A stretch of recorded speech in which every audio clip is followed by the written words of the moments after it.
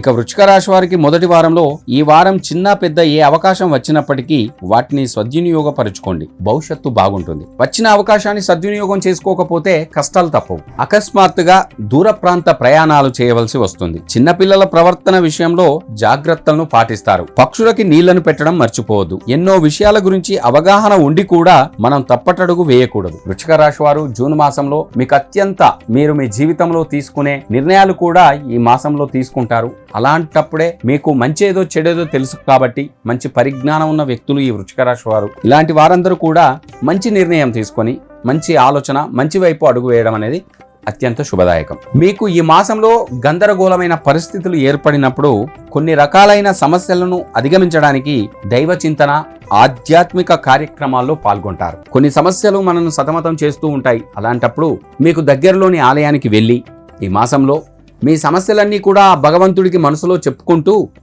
సరైన మార్గాన్ని చూపించమని వేడుకుంటారు. ఇది మంచి ఫలితాన్ని కూడా ఇస్తుంది వృశ్చిక రాశి వారికి.